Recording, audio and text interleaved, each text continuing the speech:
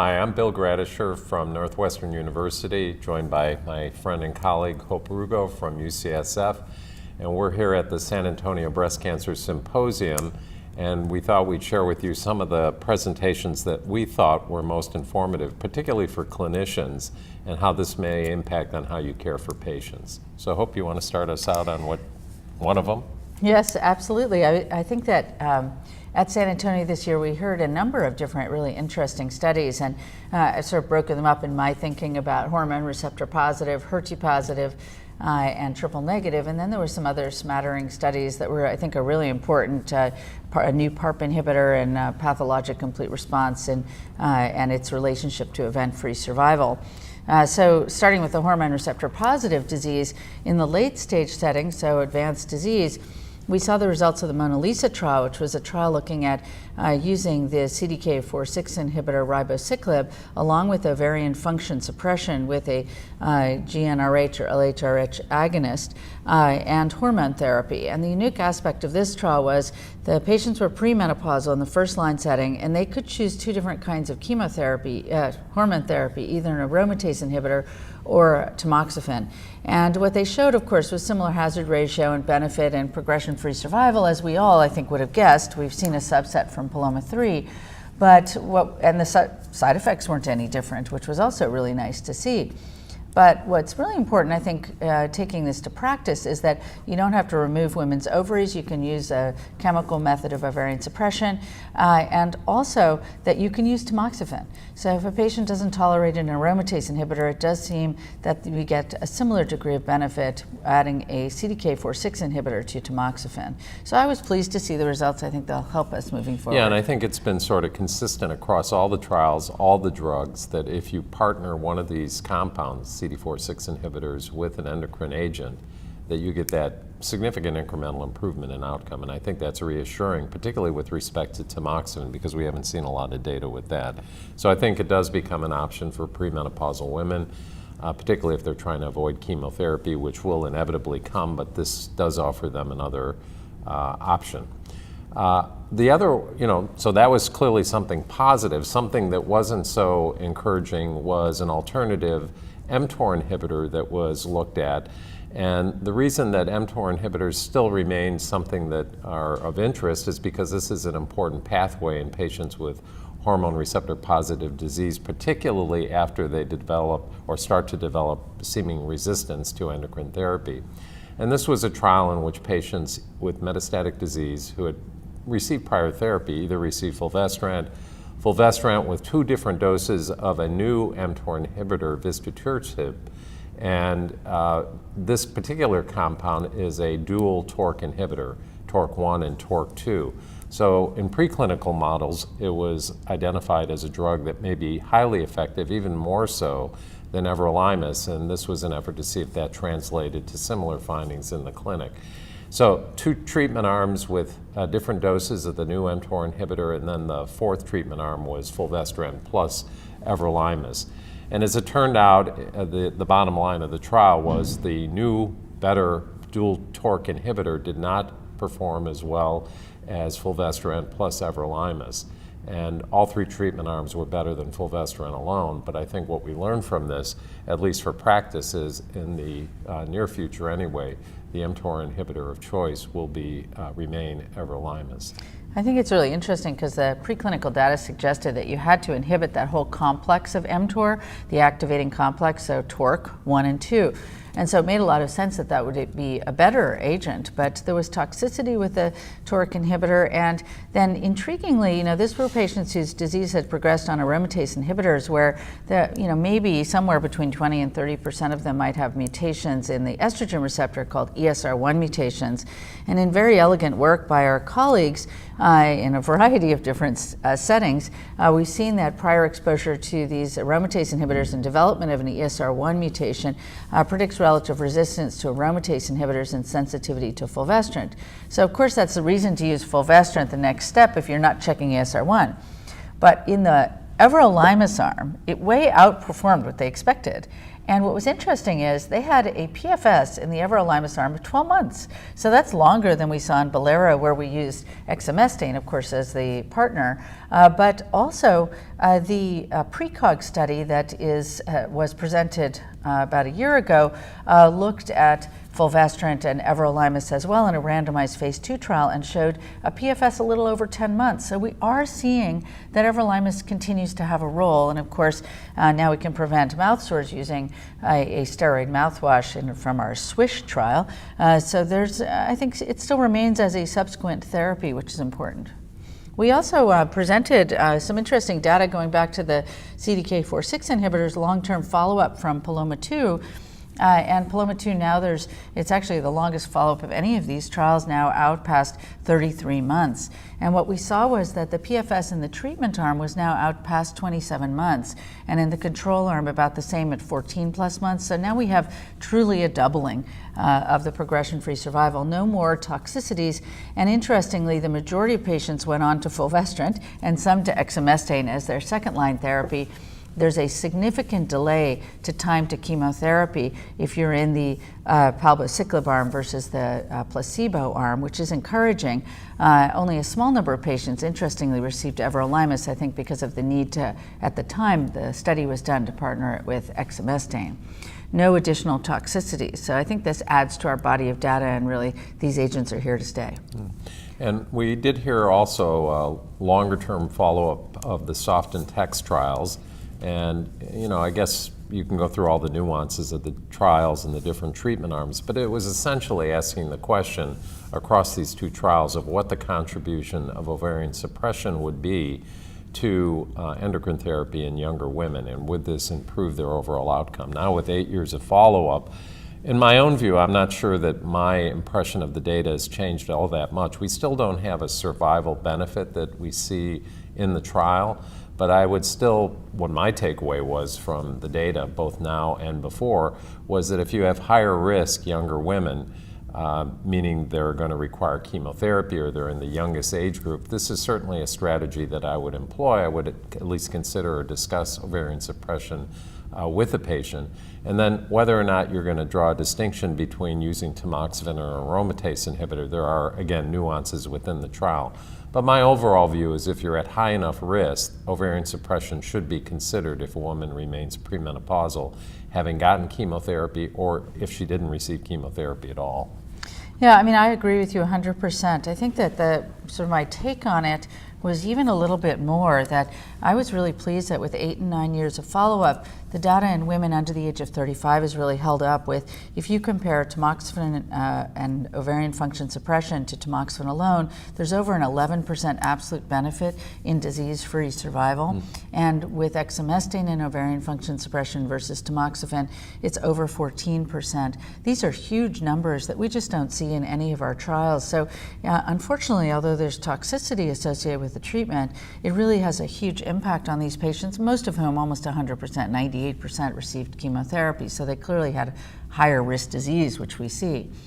The other thing that I thought was really nice was there was a small survival benefit seen now, statistically significant, comparing tamoxifen and ovarian function suppression to tamoxifen, about 4-ish% overall. Interestingly, that didn't cross one with the confidence intervals. The exemestane and ovarian function suppression only had a 2-point-something% difference in ovarian functions in overall survival. So it wasn't as good, and that just tells you that our overall survival, that is just too early. They did some subsets in HER2-positive disease, and if you looked at patients who were HER2-negative in the text and soft, everybody gets ovarian function suppression or TAM or exemestane, the differences were even bigger when you excluded the HER2-positive subsets, where really the differences in favoring exemestane over tamoxifen were much larger. And it's worthwhile looking at the risk features. As you said, I really would mostly use this in high-risk patients. But then in the soft analysis, when they looked at HER2-positive disease, it looked like the aromatase inhibitor was significantly better in HER2-positive disease. It's such a small subset that it's hard to really take it home, but it is certainly thought-provoking. Right. Another meta-analysis was presented of the role of ovarian suppression as a maneuver in young women to prevent ovarian insufficiency and perhaps maintain their possibility of getting pregnant.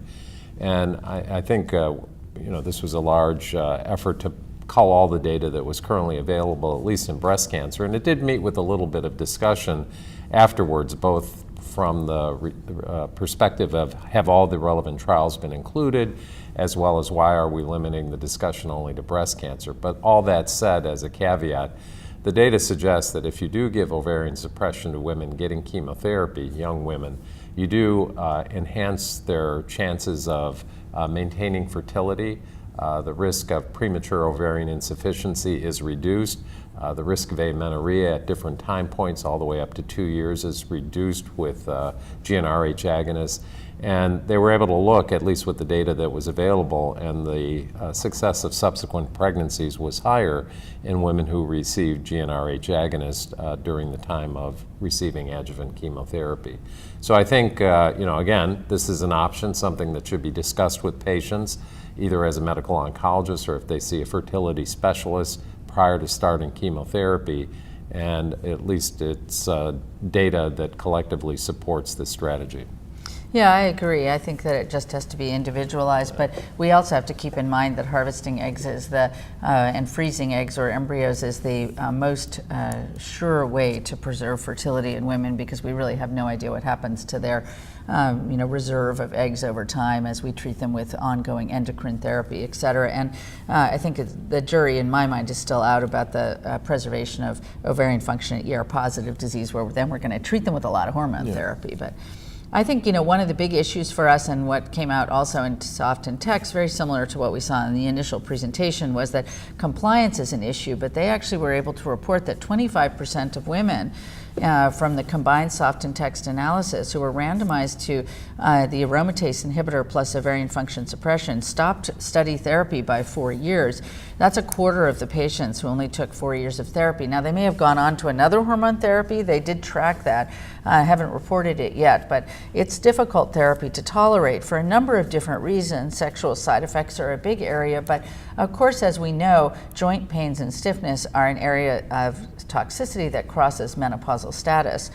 And Don Hirschman presented really interesting data from a trial where they compared acupuncture to sham acupuncture, where you stick a needle in somewhere, not on a point, and to a watchful waiting control. And sham acupuncture is a really important part of this control process. And they showed a marked improvement in the severe pain scores as well as moderate pain scores in patients who actually got acupuncture. And they had sort of 2 times a week and then 1 time a week, and then they stopped, but after the period of time they needed for observation. But to me, that's a really exciting study. I mean, we need these kinds of ways that aren't, sedating antidepressants, that can really help patients get through therapy with hormone treatment, where compliance and adherence are such big issues. Yeah, I agree. I think it was really nice work. Those are very challenging studies, and the effect was sustained. I mean, we don't know that it was permanent, but over obviously a period of about 12 weeks following those patients, the effect was sustained from pain relief, stiffness, et cetera. And I think, again, non-medicinal approaches to some of these symptoms are, welcome. Patients don't want to be taking medications. So moving on to the HER2 area, I'll start with one of the presentations. There was a trial referred to as the SOLD trial, which was SOLD. And this was a trial that looked at duration of adjuvant trastuzumab therapy. And as you recall, several years back, there were efforts to look at longer durations, there were efforts to look at shorter durations, and in the end, we still settle at 1 year as the optimal duration of therapy. But this was an effort to look at 9 weeks versus a year and try and demonstrate that there was non-inferiority with 9 weeks of therapy in a HER2-positive patient population. And at the end of the day, although it was close, it didn't meet the statistical threshold where you could actually say that 9 weeks was basically safe in the equivalent of 1 year. And as such, I think we still arrive at 1 year as the optimal duration of therapy.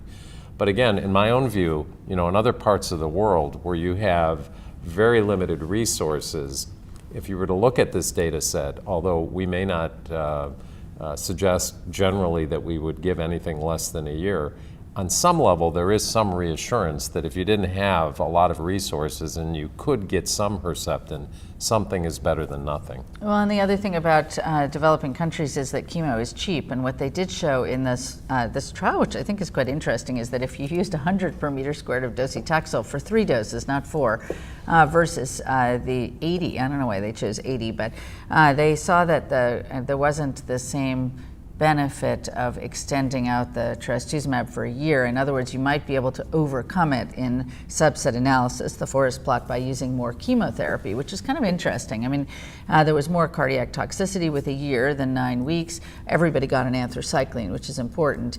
And docetaxel has some of its own permanent long-term toxicities, such as a group of patients who have slow or no, delayed forever hair growth, and the changes in the tear duct called epiphora. So I think it's a mixed bag, but the standard is clearly a year of trastuzumab, and they didn't find a low-risk group who seemed to have just as much benefit from 9 weeks. So now with the new, there are 2 biosimilars now for trastuzumab approved, one in Europe and one in the US, and we hope to see greater access to trastuzumab around the world. One other interesting study that looked at a duration question was ABCSG16, just jumping back a little bit to hormone therapy, where they decided in the Austrian group that 7 years was the shortest that they felt comfortable with giving aromatase inhibitor plus or minus tamoxifen therapy. And so they looked at 7 versus 10 years, and what they found was that 10 years didn't offer any additional benefit in any subset they looked at, but there were more bone fractures, which is a significant toxicity for our patients. So we don't know who should get 7 versus 5 years, but based on that study, I think we could feel fairly confident that some extra is okay, but you don't need to push it. Yeah. Some of the other areas to talk about in HER2-positive disease, there's obviously a lot of interest in still trying to improve outcome in resistant HER2-positive disease and looking at groups of patients to understand who responds better and who doesn't. Some of that is still really not in the clinical arena. Like, we don't really know how to do intrinsic subtyping and pick out groups of patients who should get one treatment or the other. But I think at this meeting we did see some data that might help us in the future get there. So you may see studies that try and do less in patients who seem to do extremely well with treatment and do more for those whose biologic markers suggest worse outcome. One group of patients, of course, are those who don't respond to trastuzumab, pertuzumab, those types of treatments, even TDM1. And a trial that was done, led by Shireen Loy in Australia, looked at the checkpoint inhibitor pembrolizumab with trastuzumab in patients with trastuzumab-resistant disease, and showed a response rate only in patients whose tumors express PD-L1. Fascinating, study. Phase 2, obviously, but this will be followed up, and trials are already in progress looking at using checkpoint inhibitors in combination with HER2-targeted therapy. You both may have its own response in HER2-targeted, in HER2-positive disease, but also you improve the immune response by giving it along with the antibody. So very, very interesting information and no increased toxicity. Right, and the 15% response rate obviously isn't a home run across the entire population, but there were another significant, I think 20 or 25% of patients who had stable disease for an extended period of time. And it also appeared that those patients who had greater infiltration of TILs, again, were those most likely to benefit from this strategy. So again, as we learn more and if we can identify signatures that highlight the patients that may benefit from this, that should be our focus. So it's intriguing initial data. We'll have a lot more in this setting as time goes on. We saw some other novel agent trials at San Antonio this year. Antibody drug conjugates are important. Sacituzumab govitecan with maintained response rate and no new toxicities. A phase 3 trial is going on. And a novel PARP inhibitor as well called talazoparib. So we could talk a little bit about those 2 different areas. I think maybe the PARP inhibitor certainly had showed an improvement in progression-free survival, very similar to the Olympia trial, going from 5.6 to 8.6 months compared to treatment of physician choice, which was chemotherapy choices in patients with germline BRCA mutations, and more than a doubling of the response rate. Toxicity included about a 15% rate of grade 3 thrombocytopenia, which recovered very rapidly with drug holds and then dose reductions. So it's exciting, I think, to have a second PARP inhibitor with positive data in breast cancer, and hopefully in 2018 we'll we'll have these drugs approved for use in breast cancer, which I think will be really exciting for the patients with germline mutations, and we'll be able to move them earlier in the course of treatment.